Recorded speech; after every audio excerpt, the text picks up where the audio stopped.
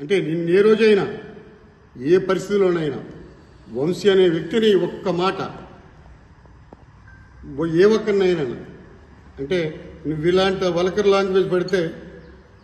ప్రతి వాళ్ళ దగ్గర చులకనగా నీ భవిష్యత్తు అయిపోద్దని ప్రతి పార్టీలో కూడా ఇప్పుడు ఒక పార్టీ మారు, గతంలో ఒక పార్టీ, మళ్ళా వైఎస్ఆర్ కాంగ్రెస్ పార్టీ ఇప్పుడు జనసేన పార్టీ ఏంటి మళ్ళీ ఇంకెక్కడికి వెళ్తామనేది మనం ఆలోచించుకోవాల్సిన విషయం మన దగ్గర ఉందని మరి నువ్వు హెచ్చరించి ఓ జిల్లా అధ్యక్షుడిగా నేను మరి వంశీకి హెచ్చరించిగా మాట్లాడుతున్నాను. కంపల్సరిగా విజయం మాదవుతుంది, అన్ని నియోజకవర్గాల్లో గెలిచి తీరుతామని. మళ్ళీ వైఎస్ఆర్ కాంగ్రెస్ పార్టీ 2024లో జగన్మోహన్ రెడ్డి గారు ముఖ్యమంత్రి అవుతారు. విశాఖపట్నం జిల్లాలో మన అందరూ చూసేటట్టు, భారతదేశం చూసేటట్టు మరి ఇక్కడ జూన్ 9ని ప్రమాణ స్వీకారం చేసే విధంగా అనే జనాలు అందరూ చూస్తారు. భారతదేశమే కాదు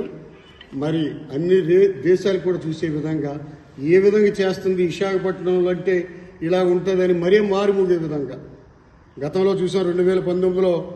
జగన్మోహన్ రెడ్డి గారు ఆయన ఆ మాట కోసం ఎన్ని మంది చూశారు. ఈరోజు ఆయన మాట చూసి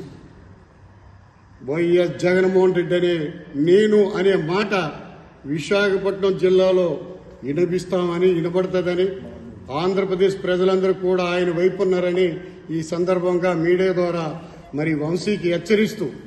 మళ్ళీ ఇలాంటి అసభ్యమైన మాటలు నువ్వు గెలిచిన తర్వాత లేకపోతే గెలుస్తావో ఓడతావో నువ్వు చూసుకో, అప్పుడు మాట్లాడు. ఈరోజు పార్టీని ఏళన చేసి నీకు కనీసం మరి ఆయన ఆడే మాటలు చాలా విధంగా అందరినీ కించపరిచే విధంగా ఉన్నాయి కనుక ఆయన తగ్గించి మాట్లాడుకుంటే మంచిదని, ఆ విధంగా ఉంటే ప్రజలు మళ్ళీ ఒక్కసారి నీకు మళ్ళీ బుద్ధి చెప్పే విధం మళ్ళీ దగ్గరలో పడ్డారని చెప్పేసి ఈ సందర్భంగా తెలియపరుచుకుంటూ మరి వైఎస్ఆర్ కాంగ్రెస్ పార్టీ జగన్మోహన్ రెడ్డి గారు మళ్ళీ విశాఖపట్నంలో ప్రమాణ స్వీకారానికి సిద్ధమని చెప్పేసి ఇప్పటికే